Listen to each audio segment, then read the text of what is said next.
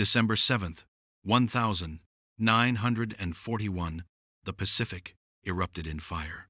Over Oahu, black plumes curled into the morning sky as Japanese dive bombers screamed toward Pearl Harbor. But amid the chaos, deep in a small, windowless room at Pearl Harbor Station Hypo, a few men stared at glowing radio dials, not the flames outside. Their hands trembled over headsets, their pencils racing across message pads. They were listening, decoding long before the bombs fell. In the early hours before the attack, faint Morse clicks had whispered across the Pacific ether. The Japanese Imperial Navy's operators, certain their JN-25 code was unbreakable, transmitted orders with confidence. They had changed it only months before. To Tokyo, this new encryption built from tens of thousands of random groups was mathematically invincible. No Western cryptanalyst, they believed, could pierce its veil. But they were wrong. The Americans had already begun reading its edges. Inside a secret complex at Pearl, Commander Joseph Rochefort and his cryptologic team were months into the greatest secret struggle of the Pacific War. The war before the war, fought in silence, in numbers, and in nerves. Rochefort's men were not soldiers. They were mathematicians, linguists, and chess players in wrinkled shirts, surrounded by typewriters, frequency charts, and walls plastered with code groups. The room smelled of cigarettes and ink. Outside, battleships rolled in their berths. Inside, the future of the Pacific balance hung on intercepted numbers. Rochefort's voice, calm and clipped, instructed his men to focus on recurring groups, small clusters of digits that appeared too often to be coincidence. His method wasn't guesswork. It was logic chained to intuition. Every line of Japanese text, intercepted by U.S. Navy radio outposts from Guam to Corregidor, flowed through this room. Months earlier, the Navy's cryptologic branch had begun pooling every intercepted signal under a new system of coordination. The Japanese called their naval cipher JN-25B, built of 5-digit groups that combined code and additive values. To them, it was perfect. Yet each message left a fingerprint. Repetition in weather reports, convoy times, and fleet dispatches. From these, the Americans began to reconstruct meaning. The first fragments, AF, TF, CV, seemed small, but they hinted at islands, task forces, and carriers. Rochefort's analysts slowly realized that their greatest weapon wasn't firepower, but patience. Even after Pearl Harbor's smoldering aftermath, the Americans didn't stop listening. Their intercept stations, codenamed CAST in the Philippines, H in Hawaii, and C in Melbourne, swept the Pacific night for every pulse of Morse code. Thousands of groups per day arrived, too many for any single analyst. Machines could not yet automate such decoding. It required human eyes, logic, and an instinct for pattern. In Washington, the Navy's Code-Breaking Center, OP-20G, under Commander Lawrence Safford, began linking its work with Rochefort's. Together, they discovered fragments of words like Midway, Ryujo, and AF. The implications were enormous.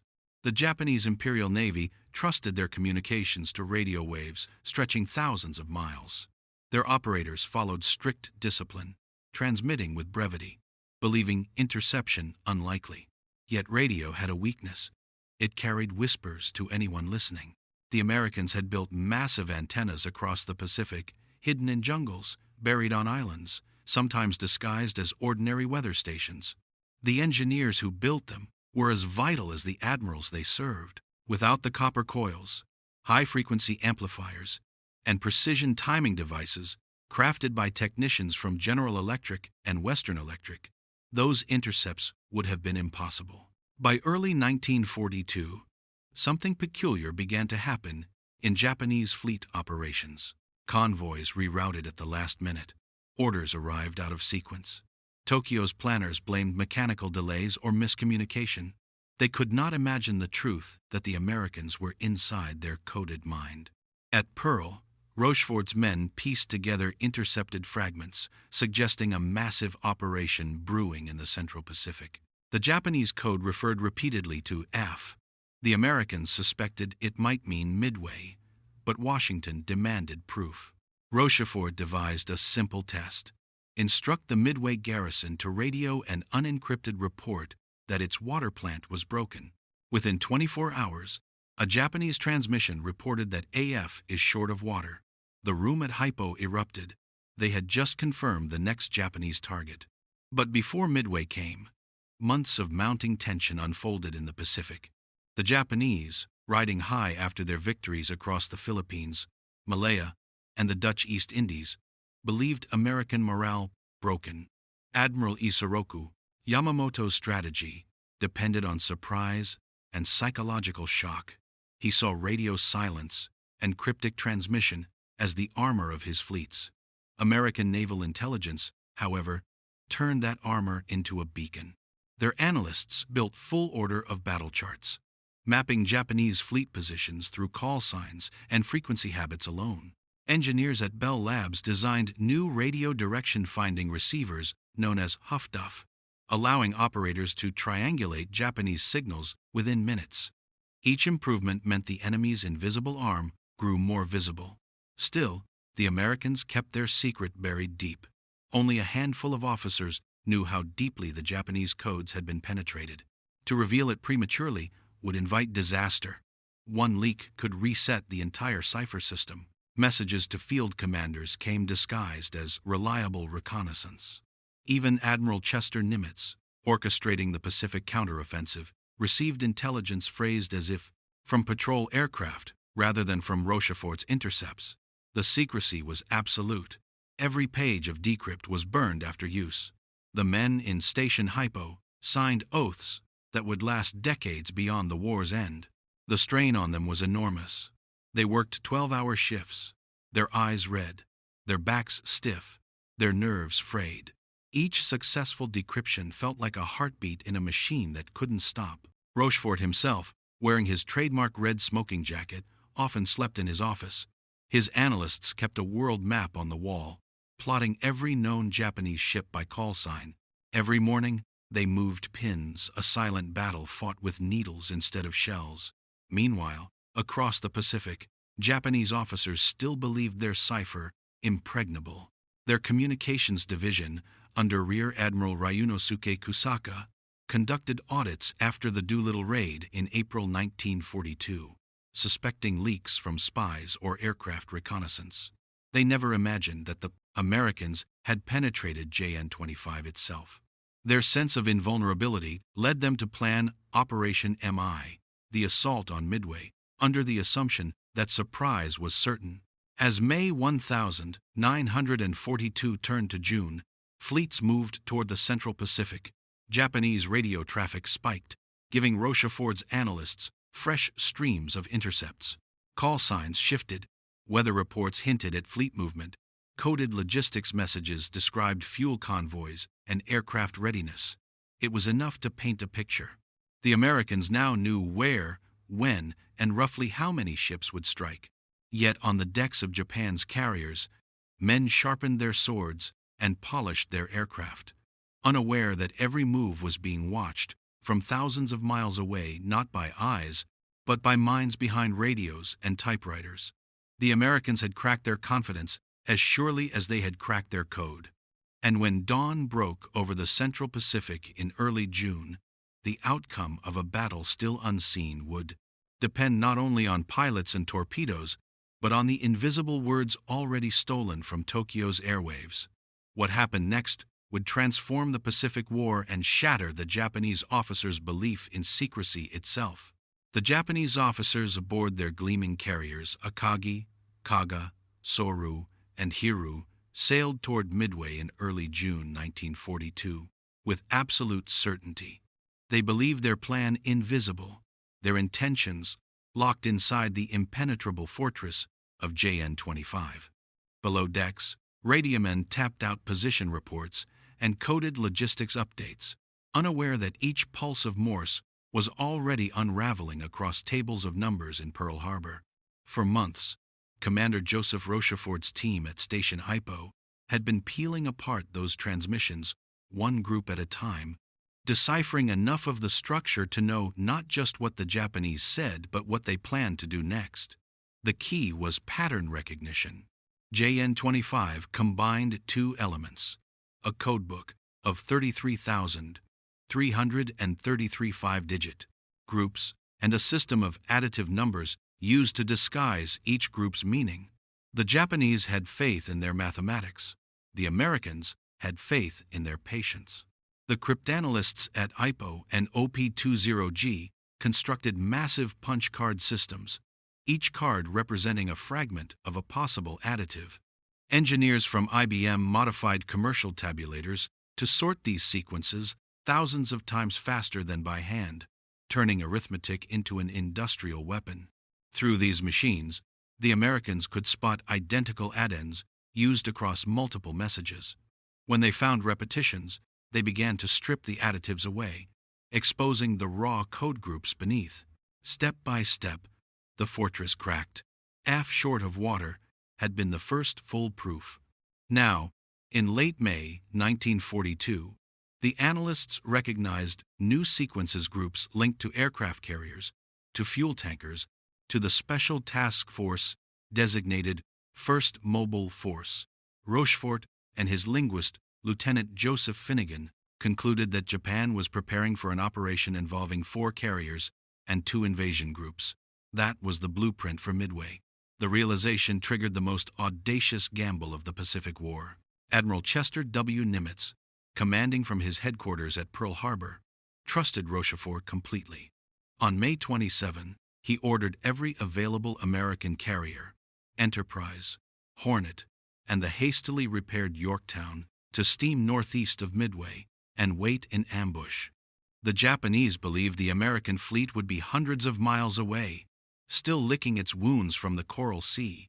They didn't know the Americans were reading their playbook line by line. While the Japanese task force advanced in radio silence, their logistics convoys continued to chatter, fueling ships, transports, and reconnaissance elements, all sending coded reports.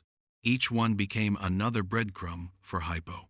Analysts tracked call signs changing in sequence, a signal that entire fleets were repositioning. Direction-finding stations on Midway and Oahu triangulated these transmissions. Within hours, Rochefort's map showed the Japanese carriers approaching from the northwest, precisely as predicted. The engineers who built the listening network were as critical as any pilot. The U.S. Navy's Huff Duff direction finders, assembled by Western Electric and the Naval Research Laboratory, could pinpoint the bearing of a transmission to within a few degrees. Operators trained to spin the dials by ear, catching the faintest oscillation in static.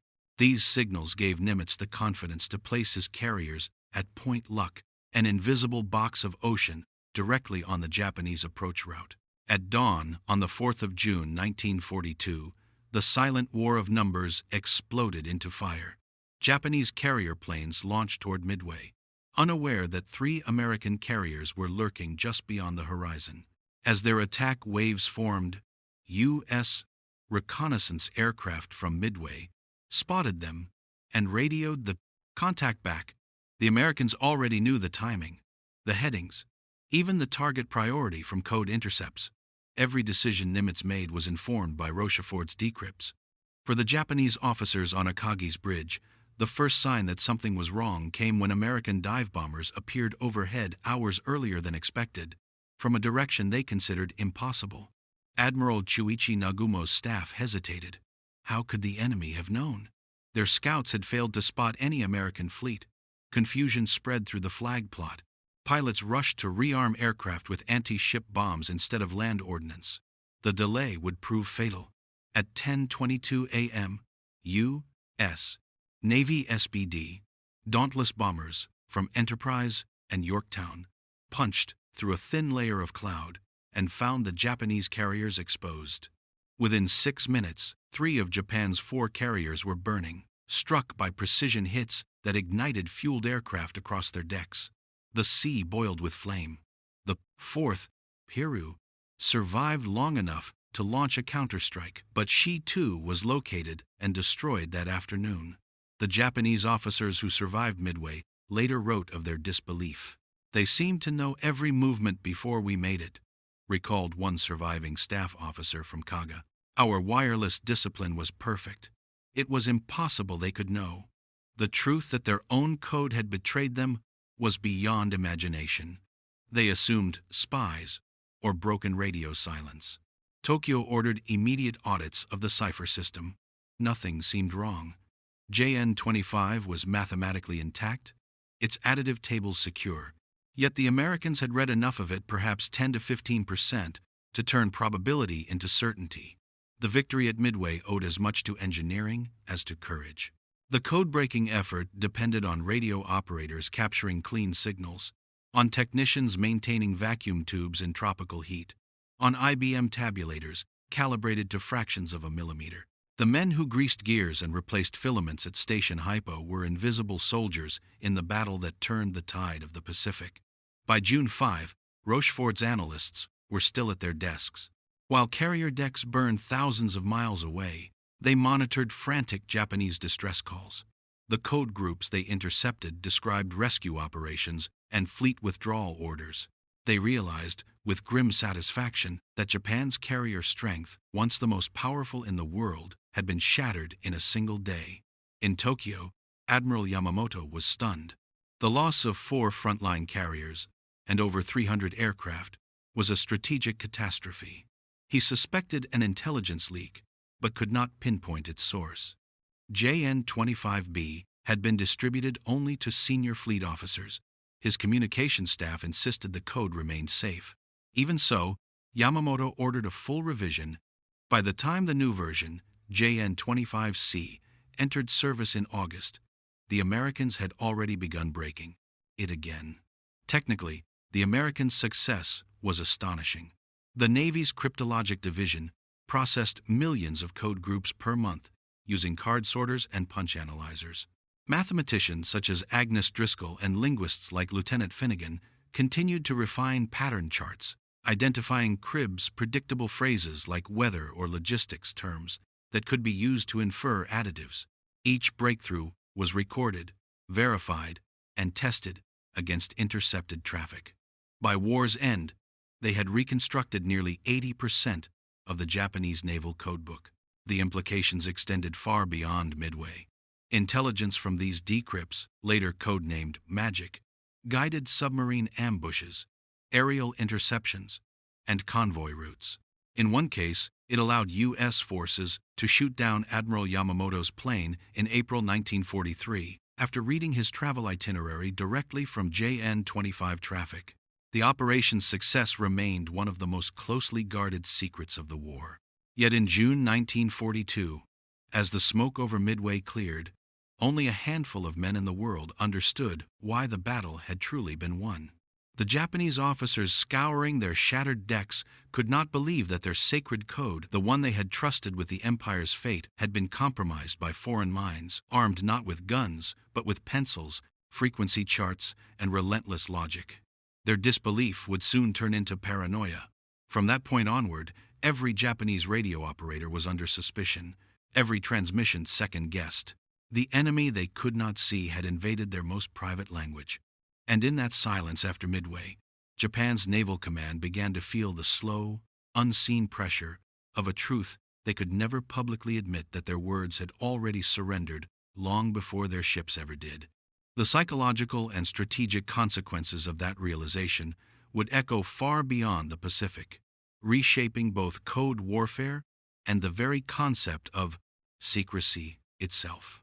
In the weeks after Midway, silence ruled Japan's naval frequencies. What had once been a confident chatter of fleet coordination turned into hesitant, clipped transmissions. Operators waited for authorization that never came. Messages were delayed for hours, sometimes days. Japanese officers, who had once trusted their cipher as a divine shield, now questioned every pulse of Morse they sent.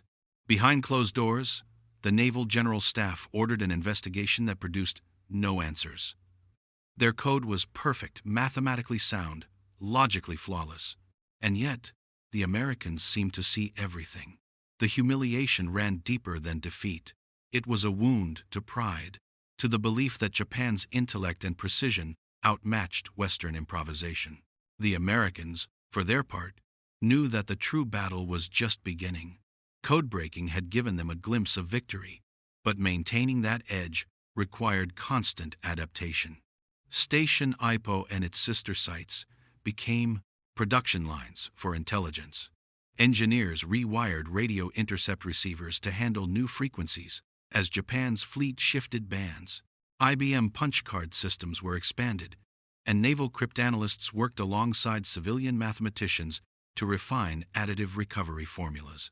It was no longer a handful of analysts with pencils. It was an industrial-scale operation of math, engineering, and human endurance. To protect the secret, the results of decrypts were filtered through the tightest channels in military history. Only a few officers in Washington and Pearl Harbor saw magic reports, each stamped with crimson letters and numbered for accountability. Couriers carried them in locked briefcases. Even frontline commanders received the information under cover stories like aerial reconnaissance or agent reports. The deception ensured that Japan would never learn how deep the breach ran. If even one hint leaked, all of it could vanish overnight. As the war pushed westward, decrypts became the invisible scaffolding of Allied operations. Before the Battle of the Bismarck Sea in March 1943, intercepted messages revealed the exact composition and schedule of a Japanese troop convoy bound for New Guinea. American bombers ambushed it in daylight, sinking nearly every transport. Weeks later, Japanese communications showed confusion and despair. They believed Allied aircraft had somehow shadowed the convoy undetected.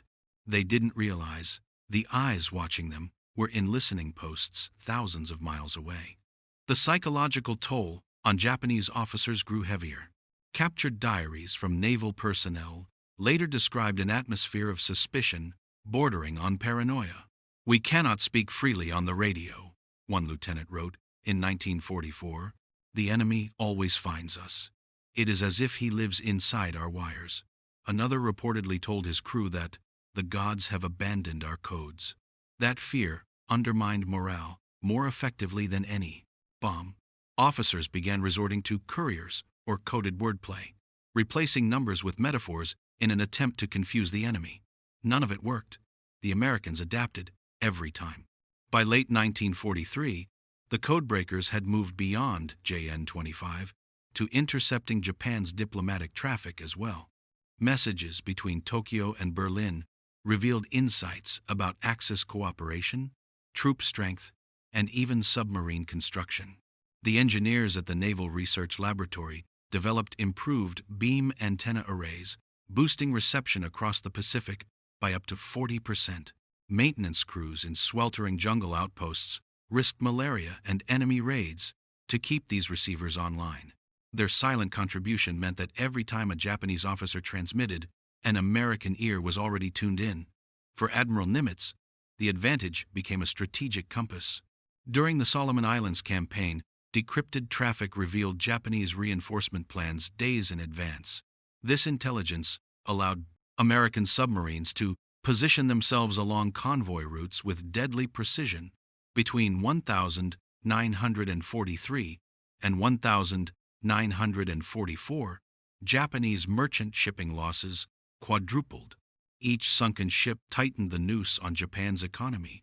Yet Tokyo remained blind to the true cause. Their faith in JN-25's mathematical armor persisted even as their fleets dwindled. The secrecy surrounding magic bordered on the sacred. Analysts and engineers were warned that even a single careless remark could cost lives. After Midway, Rochefort himself was reassigned quietly, his contribution buried under classification to protect the secret. His team continued the work in shadow, decoding millions of groups per month. Among them was a young mathematician named John B. Hurt, who helped automate additive recovery using machine sorters, a precursor to the computing systems that would later define modern intelligence work. Each refinement made the code breakers faster, sharper, and harder to detect. By the time the Mariana Islands campaign began in 1944. Decrypts provided a near real-time window into Japan's command. Messages about fuel shortages, air training deficiencies, and pilot replacements told the Americans exactly how desperate the enemy had become. At the Battle of the Philippine Sea, American carrier groups positioned themselves perfectly for the infamous Great Marianas Turkey Shoot, where over 300 Japanese aircraft were destroyed in a single day. Behind every interception, behind every tactical victory, stood an invisible line back to those rooms full of humming tabulators and clattering typewriters. After Japan's surrender in August 1945, the captured archives confirmed what few had dared to hope. The Americans had been reading much of Japan's military traffic since before Midway. The revelation stunned the defeated officers. Many refused to believe it even when shown the decrypts themselves. Admiral Ugaki, in his final diary entry, wrote that the enemy's eyes were upon us, though we never saw them. Post-war interrogations conducted by the U.S. Strategic Bombing Survey recorded recurring disbelief. "It is beyond human skill," one former communications officer insisted. But the truth was that it had been achieved by human skill, painstaking, relentless, and unseen. The strategic impact of the code-breaking war reached far beyond the Pacific. It influenced Allied confidence in every theater, demonstrating that information supremacy could outweigh numerical disadvantage. The lessons of Station Hypo and OP-20G shaped the birth of the National Security Agency, Cold War cryptography, and the concept of signals intelligence as a decisive domain of warfare. The vacuum tube amplifiers, punched cards, and logic tables used to break JN-25 were the ancestors of digital computing. Yet the human side of the story remained the most profound. The men and women who spent years sifting through static and numbers fought a war of intellect that demanded the same courage as any front line.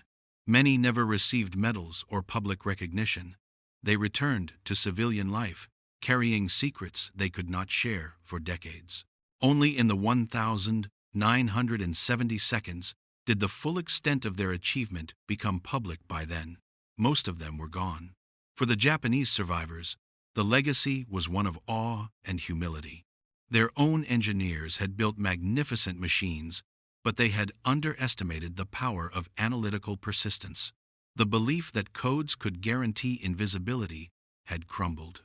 Modern Japan's post-war doctrine, emphasizing technological transparency and communication security, was born from that reckoning. In the end, the war of numbers left a lesson written not in blood, but in silence. Battleships rust and aircraft fade into museums, but the struggle for information never ends. The Americans' triumph at Midway proved that wars are not only won by guns or courage, they are won by those who listen more carefully, think more deeply, and see through the noise. As one U.S. naval historian later wrote, they cracked not just a code, but an empire's confidence. In modern war, invisibility is an illusion. Every signal, every whisper, every coded word can be turned into light for those who know how to listen.